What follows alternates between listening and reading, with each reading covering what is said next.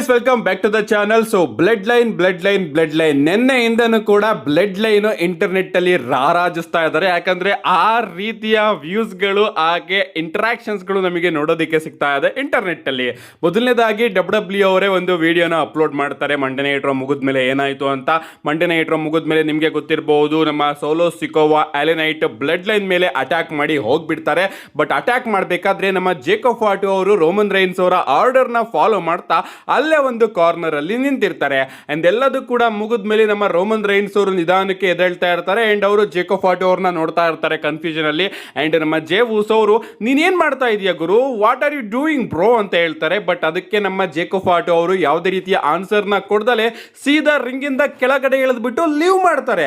ನಿಜವಾಗ್ಲೂ Roman Reigns ಅವರು ಕೂಡ ಸಿಕ್ಕಾಪಟ್ಟೆ ಕನ್ಫ್ಯೂಷನ್ ಅಲ್ಲಿ ನಮ್ಮ ಜೇಕೋಬ್ ಫಾಟು ಅವ್ರನ್ನ ನೋಡ್ತಾ ನಿಂತ್ಬಿಡ್ತಾರೆ. ಸೊ ಇದರಿಂದ ಡಬ್ಲ್ಯೂ ಅವ್ರು ಏನಾದ್ರು ಟೀಸ್ ಮಾಡ್ತಾ ಇದಾರ, ನಮ್ಮ ಜೇಕೋಬ್ ಫಾಟು ಅವರು ಕೂಡ ಪ್ರಾಬಬ್ಲಿ ಬ್ಲಡ್ ಲೈನ್ ನ ಲೀವ್ ಮಾಡಬಹುದು ಅಂತ. ಒಟ್ಟಿನಲ್ಲಿ ನಮ್ಮ ಡಬ್ಲ್ಯೂ ಅವರು ಕೂಡ ಹೇಳಿದ್ದಾರೆ, what's that mean for blood line ಅಂತ. ಹಾಗಾದ್ರೆ ಇದರ ಅರ್ಥ ಏನು ಅಂತ ಡಬ್ಲ್ಯೂ ಅವರೇ ಒಂದು ಟ್ವೀಟ್ ಮಾಡಿ ನಮ್ಮೆಲ್ಲರಿಗೂ ಕೂಡ ತಿಳಿಸ್ತಾ ಇದ್ದಾರೆ. ನೋಡ್ಬೇಕು ಗೈಸ್, ಇದೆಲ್ಲದೂ ಕೂಡ ಇಲ್ಲಿಗೆ ಹೋಗಿ ನಿಲ್ಲುತ್ತೆ ಅಂತ. ಒಟ್ಟಿನಲ್ಲಿ ನಮ್ಮ ಜೇಕೋಬ್ ಫಾಟು ಅವ್ರದ್ದು ತಪ್ಪೇನಿಲ್ಲ ಗುರು, ಅವರು ರೋಮನ್ ರೈನ್ಸ್ ಅವರ ಆರ್ಡರ್ ನ ಫಾಲೋ ಮಾಡ್ತಾ ಇದ್ರು ಅಷ್ಟೇ.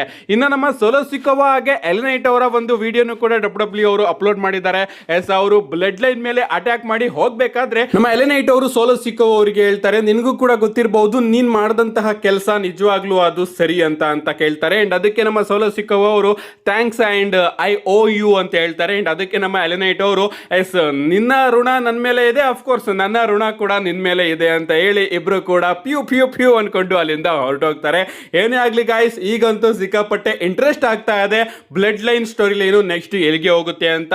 ಅಷ್ಟೇ ಅಲ್ಲ, ನಮ್ಮ ಸೋಲೋ ಸಿಕೋವಾ ಅವರು ಇನ್ಸ್ಟಾಗ್ರಾಮ್ ಅಲ್ಲಿ ಈಗಾಗಲೇ ಬ್ಲಡ್ ಲೈನ್ ಗೆ ವಾರ್ನಿಂಗ್ ಕೂಡ ಕೊಡೋದಕ್ಕೆ ಶುರು ಮಾಡಿಬಿಟ್ಟಿದ್ದಾರೆ. ಅವರು ಒಂದು ಸ್ಟೋರಿನ ಅಪ್ಲೋಡ್ ಮಾಡಿದ್ದಾರೆ, ನೀವು ಇಲ್ಲಿ ನೋಡ್ತಾ ಇರಬಹುದು ಯಾವ ರೀತಿ ಸ್ಟೋರಿ ಅಂತ. ನಮ್ಮ ರೋಮನ್ ರೈನ್ಸ್ ಹಾಗೆ ಬ್ಲಡ್ ಲೈನ್ ಅವರು ಅಕ್ನಾಲೇಜ್ ಮಾಡು ಅಂತ ಕೇಳ್ಕೊತಾ ಇದ್ರೆ ನಮ್ಮ ಸೋಲೋ ಸಿಕೋವಾ ಅವರು ಪಿಯು ಪಿಯು ಪಿಯು ಅಂತ ಒಂದು ಸ್ಟೋರಿನ ಅಪ್ಲೋಡ್ ಮಾಡಿದ್ದಾರೆ. ಅಷ್ಟೇ ಅಲ್ಲ, ನಮ್ಮ ಸೋಲೋ ಸಿಕೋವಾ ಅವರು ರಿಯಾಕ್ಷನ್ ಕೂಡ ಕೊಟ್ಟಿದ್ದಾರೆ. This blood line will fall sooner than later, you have been warned ಪ್ಯೂ ಅಂತ ಒಂದು ಕೆಳಗಡೆ ಕ್ಯಾಪ್ಷನ್ ಕೂಡ ಹಾಕಿದ್ದಾರೆ ಇನ್ಸ್ಟಾಗ್ರಾಮ್ ಅಲ್ಲಿ. ಏನೇ ಆಗಲಿ, ಈ ಒಂದು ಬ್ಲಡ್ ಲೈನು ಈಗ ಆದಷ್ಟು ಬೇಗನೆ ಬಿದೋಗುತ್ತೆ. ಅಂಡ್ ಇದು ನಿಮ್ಮೆಲ್ಲರಿಗೂ ಕೂಡ ವಾರ್ನಿಂಗ್ ಅಂತ ನಮ್ಮ ಸೋಲೋ ಸಿಕೋವಾ ಅವರು ತಿಳಿಸಿದ್ದಾರೆ. ಏನೇ ಆಗಲಿ ಗಾಯ್ಸ್, ನೆನ್ನೆ ಸೆಗ್ಮೆಂಟ್ ಇತ್ತಲ್ಲ, ಅದಂತೂ ಸಿಕ್ಕಾಪಟ್ಟೆ ಅದ್ಭುತವಾಗಿತ್ತು. ಎಸ್, ನಮಗೆ ಸ್ಯಾಮಿ ಜೈನ್ ಹಾಗೆ ಬ್ಲಡ್ ಲೈನ್ ನಡುವೆ ಕೂಡ ರಾಯಲ್ ರಂಬಲ್ ಅಲ್ಲಿ ಸೆಗ್ಮೆಂಟ್ ನೋಡೋದಕ್ಕೆ ಸಿಕ್ಕಿತ್ತು. ಅಲ್ಲಿ ನಮ್ಮ ಸ್ಯಾಮಿ ಜೈನ್ ಅವರು ಬ್ಲಡ್ ಲೈನ್ ನ ಬಿಟ್ಟು ತನ್ನ ಬೆಸ್ಟ್ ಫ್ರೆಂಡ್ ನ ಚೂಸ್ ಮಾಡಿದ್ರು. ಅಂಡ್ ಅದೇ ರೀತಿ ಸೆಗ್ಮೆಂಟ್ ನ ಡಬ್ಲ್ಯೂ ಅವರು ಚಿಕ್ಕದಾಗಿ ಮಂಡೇ ನೈಟ್ ರಾ ಅಲ್ಲಿ ತೋರಿಸಿದ್ದಾರೆ.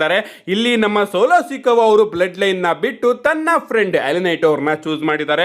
ಅಷ್ಟೇ ಅಲ್ಲ, ಮಂಡೇ ನೈಟ್ ರಾ ಅಲ್ಲಿ ಆದಂತಹ ಒಂದು ಸೆಗ್ಮೆಂಟ್ ಗೆ ಕೇವಲ 15 ಗಂಟೆಗಳಲ್ಲಿ 15 ಮಿಲಿಯನ್ ವ್ಯೂಸ್ ಗಳು ಬಂದು ತಲುಪಿದೆ across all social media platform.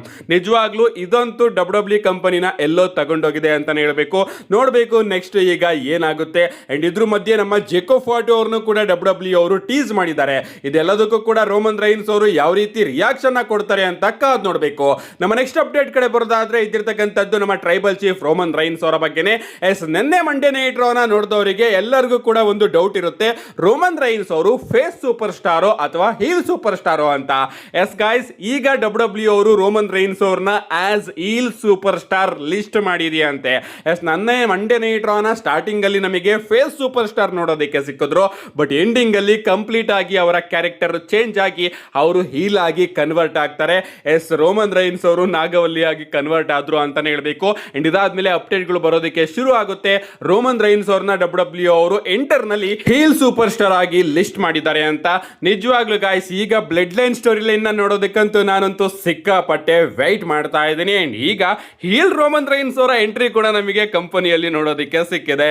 Next update ಕಡೆ ಬರೋದಾದ್ರೆ ಇದ್ದಿರತಕ್ಕಂಥದ್ದು ನಮ್ಮ ಬ್ರಾನ್ ಬ್ರೇಕರ್ ಆಗಿ ಒಬಾಫೆಮಿ ಅವರ ಬಗ್ಗೆ. ನಿಮ್ಮೆಲ್ಲರಿಗೂ ಕೂಡ ಗೊತ್ತೇ ಇರಬಹುದು, ಸಂಡೇ ನೈಟ್ ಮೈನ್ ಇವೆಂಟ್ ಗೆ ಡಬ್ಲ್ಯೂ ಅವರು ಇವರ ನಡುವೆ ಒಂದು ಸಿಂಗಲ್ಸ್ ಮ್ಯಾಚ್ ನ ಅಫಿಷಿಯಲ್ ಆಗಿ ಕನ್ಫರ್ಮ್ ಮಾಡಿದ್ದಾರೆ. ಈ ಒಂದು ಮ್ಯಾಚ್ ಅಲ್ಲಿ ಯಾರು ಗೆಲ್ತಾರೋ ಅವರು ಫ್ಯೂಚರ್ ಆಫ್ ಡಬ್ಲ್ಯೂ ಆಗ್ತಾರೆ. ಬಟ್ ನಮ್ಮ ಡೇವ್ ಮೆಲ್ಸನ್ ಅವರ ಪ್ರಕಾರ ಈ ಒಂದು ಮ್ಯಾಚ್ ನಾನ್ ಫಿನಿಶ್ ಆಗುತ್ತಂತೆ. ಅಂದ್ರೆ ಈ ಒಂದು ಮ್ಯಾಚ್ ಅಲ್ಲಿ ನಮಗೆ ಫಿನಿಶ್ ನೋಡೋದಕ್ಕೆ ಸಿಗೋದಿಲ್ವಂತೆ.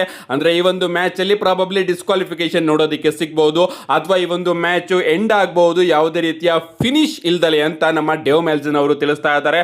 ಅಫ್ಕೋರ್ಸ್ ನಮಗೂ ಕೂಡ ಅದೇ ರೀತಿ ಅನ್ನಿಸ್ತಾ ಇದೆ. ಯಾಕಂದ್ರೆ ಈ ಒಂದು ಮ್ಯಾಚ್ ಅಲ್ಲಿ ಗೆದ್ದವರು ಡಬ್ಲ್ಯೂ ಫ್ಯೂಚರ್ ಅಂದ್ರೆ ಸೋ ಸೋತವರು ಇಷ್ಟು ಬೇಗ ಕಂಪನಿಯಿಂದ ಫ್ಯೂಚರ್ ಅಲ್ವಾ, ನಿಜವಾಗ್ಲೂ ಸಿಕ್ಕಾಪಟ್ಟೆ ಒಂದು ರೀತಿ ವಿಚಿತ್ರ ಅನಿಸುತ್ತೆ. ಅದು ಕೂಡ ಡಬ್ಲ್ಯೂ ಅವರು ಈ ಒಂದು ಮ್ಯಾಚ್ ನ ಸಂಡೇ ನೈಟ್ ಮೈನ್ ಇವೆಂಟ್ ಅಲ್ಲಿ ಆಗ್ತಾ ಇದ್ದಾರೆ. ಸೊ ಐ ಥಿಂಕ್ ಈ ಒಂದು ಮ್ಯಾಚ್ ಡಿಸ್ಕ್ವಾಲಿಫಿಕೇಶನ್ ಇಂದ ಎಂಡ್ ಆಗಬಹುದು. ಈ ಒಂದು ಮ್ಯಾಚ್ ಅಲ್ಲಿ ಯಾವುದೇ ರೀತಿಯ ರಿಸಲ್ಟ್ ನಮಗೆ ನೋಡೋದಕ್ಕೆ ಸಿಗದೆ ಇರಬಹುದು. ನಮ್ಮ ನೆಕ್ಸ್ಟ್ ಅಂಡ್ ಫೈನಲ್ ಅಪ್ಡೇಟ್ ಕಡೆ ಬರೋದಾದ್ರೆ ಇದಿರ್ತಕ್ಕಂಥದ್ದು ನಮ್ಮ rated R superstar Edge ಅವರ ಬಗ್ಗೆ. ರೀಸೆಂಟ್ ಆಗಿ ನಮ್ಮ ಎಡ್ಜ್ ಅವರು ಒಂದು ಪಾಡ್ಕಾಸ್ಟ್ ಅಲ್ಲಿ ನೋಡೋದಕ್ಕೆ ಸಿಗ್ತಾರೆ ಅಂಡ್ ಅಲ್ಲಿ ಅವರು ಬಹಳಷ್ಟು ವಿಚಾರಗಳ ಬಗ್ಗೆ ಮಾತಾಡಿದ್ದಾರೆ ಅಂಡ್ ಅವರು ತನ್ನ ರಿಟೈರ್ಮೆಂಟ್ ಬಗ್ಗೆ ಕೂಡ ಒಂದು ಸ್ಟೇಟ್ಮೆಂಟ್ ನ ಕೊಟ್ಟಿದ್ದಾರೆ. ಅವ್ರನ್ನ ಕೇಳಲಾಗುತ್ತೆ, ನೀವು AEW ಕಂಪನಿಯಲ್ಲೇ ರಿಟೈರ್ಡ್ ಆಗ್ತೀರಾ ಅಂತ. ಅಂಡ್ ಅದಕ್ಕೆ ನಮ್ಮ ಎಡ್ಜ್ ಅವರು ಹೇಳ್ತಾರೆ, ಆಫ್ ಕೋರ್ಸ್ ನಾನು ಇಲ್ಲೇ ರಿಟೈರ್ಡ್ ಆಗಬೇಕು ಅಂತ ಅನ್ಕೊಂಡಿದ್ದೀನಿ ಅಂಡ್ ಈ ಒಂದು ವಿಚಾರದಿಂದ ತುಂಬಾ ಜನಕ್ಕೆ ಬೇಜಾರಾಗಬಹುದು, ಬಟ್ ನನಗೆ ಈ ಒಂದು ಕಂಪನಿ ಸಿಕ್ಕಾಪಟ್ಟೆ ಇಷ್ಟ ಅಂಡ್ ಇಲ್ಲಿ ಅಟ್ಮಾಸ್ಫಿಯರ್ ಚೆನ್ನಾಗಿದೆ, ಲಾಕರ್ ರೂಮ್ ಅಲ್ಲಿ ನನಗೆ ಸಿಕ್ಕಾಪಟ್ಟೆ ಮರ್ಯಾದೆ ಇದೆ ಅಂಡ್ ಎಲ್ಲವೂ ಕೂಡ ಇಲ್ಲಿ ಚೆನ್ನಾಗಿದೆ. ಐ ಥಿಂಕ್ ಡಬ್ಲ್ಯೂ ಕಂಪನಿಯಲ್ಲಿ ಕೂಡ ನಾನು ರಿಟೈರ್ಡ್ ಆಗ್ಬೋದಾಗಿತ್ತು, ಬಟ್ ನಾನು ಇಲ್ದಲಿನೂ ಕೂಡ ಅವರು ಚೆನ್ನಾಗಿ ಇದ್ದಾರೆ. ಅದಕ್ಕೋಸ್ಕರ ನಾನು ನನ್ನ ಕರಿಯರ್ ನ ಇಲ್ಲೇ ಇದು ಬೆಸ್ಟ್ ಜಾಗ ಎಂಡ್ ಮಾಡ್ಕೊಳ್ಳೋದಕ್ಕೆ ಅಂತ ನಿರ್ಧಾರ ಮಾಡಿದ್ದೀನಿ ಅಂತ ನಮ್ಮ ಎಡ್ಜ್ ಅವರು ರೀಸೆಂಟ್ ಆಗಿ ಒಂದು ಸ್ಟೇಟ್ಮೆಂಟ್ ನ ಕೊಟ್ಟಿದ್ದಾರೆ. ಐ ಥಿಂಕ್ ನಮ್ಮ ಎಡ್ಜ್ ಅವರು ಮತ್ತೊಮ್ಮೆ ನಮಗೆ ಡಬ್ಲ್ಯೂ ಕಂಪನಿಯಲ್ಲಿ ನೋಡೋದಕ್ಕೆ ಸಿಗೋದಿಲ್ಲ ಅಂತ ಅನ್ಕೋತೀನಿ ಅಂಡ್ ಅವರು AEW ಕಂಪನಿಯಲ್ಲೇ ರಿಟೈರ್ಡ್ ಆಗೋದು ಈಗ 100% ಕನ್ಫರ್ಮ್ ಆಗಿದೆ. ನಿಮ್ಗೆ ಅನ್ಸುತ್ತೆ ಗೈಸ್ ಇದ್ರ ಬಗ್ಗೆ ನಿಮ್ಮ ಅನಿಸಿಕೆನ ಕಮೆಂಟ್ ಮಾಡಿ ಅಂತ ಹೇಳ್ತಾ, see you guys in my next video.